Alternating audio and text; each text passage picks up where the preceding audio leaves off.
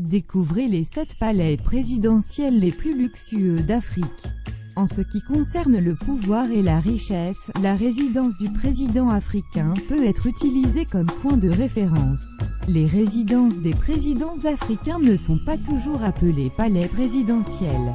En fait, certains États africains préfèrent utiliser le terme « villa présidentielle », mais la constante de tous ces manoirs, c'est leur grande importance et leur beauté. Nous vous proposons 7 des plus beaux de ces palais présidentiels. La liste de ces palais n'est pas dans un ordre de priorité exact, car tous les bâtiments sont très beaux.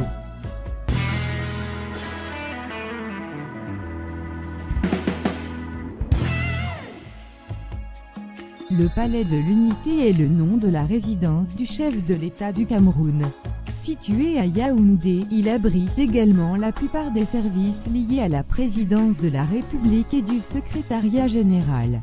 L'actuel résident du Palais de l'Unité est Paul Biya, président du Cameroun depuis le 6 novembre 1982.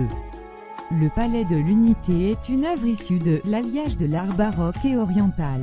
L'ancien président Ahidjo l'avait inauguré moins de 4 mois avant son départ du pouvoir. Il avait investi 200 milliards de francs CFA du contribuable camerounais pour la construction de cet édifice, aussi somptueux que luxueux, qui se révèle une véritable forteresse.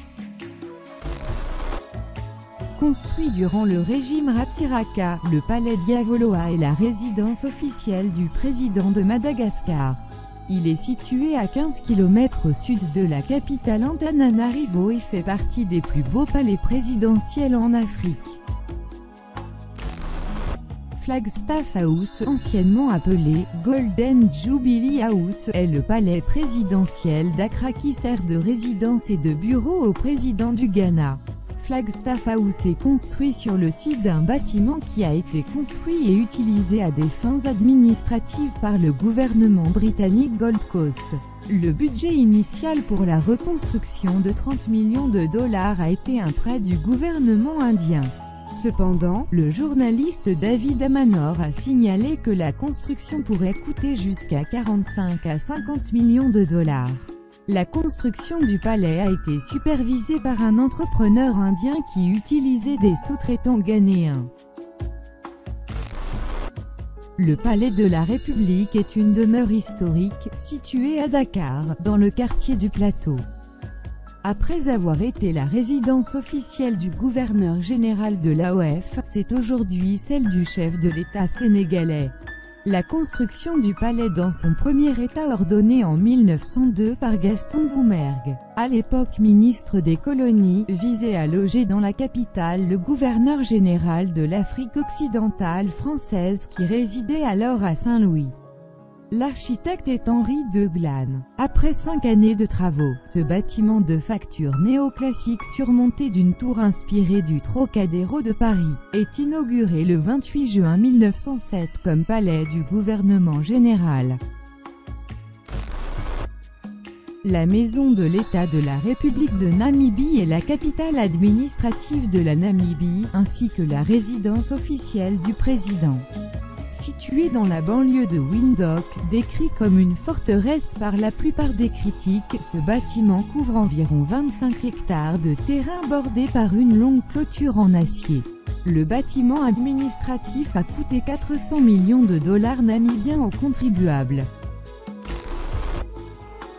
Les bâtiments de l'Union ont été construits entre 1909 et 1913 sur les plans de l'architecte Herbert Baker pour donner un siège de gouvernement à l'Union de l'Afrique du Sud. Si le terme Union fait référence à l'Union de l'Afrique du Sud, il symbolise également la paix et l'union entre les deux populations blanches dominantes, les Afrikaners et les Anglo-Sud-Africains, divisés par la Seconde Guerre des Boers. Le bâtiment est notamment construit sur une ancienne carrière. C'est aux Union Building que la République sud-africaine fut proclamée le 31 mai 1961 et que, le 10 mai 1994, Nelson Mandela devint le premier président noir de l'Afrique du Sud. Le palais d'Abédine, construit au milieu du XIXe siècle, est le siège du gouvernement de l'Égypte. La construction du palais commence en 1863 et dure 10 ans pour être inauguré en 1874. Bâti sur une zone appartenant à l'origine à Abdin Bey, un noble ottoman, le palais est construit par l'architecte français Léon Rousseau. Le palais devient le centre du pouvoir royal à la place de la citadelle du Caire, où était le gouvernement égyptien depuis le Moyen-Âge, durant le règne du roi Fouad Ier.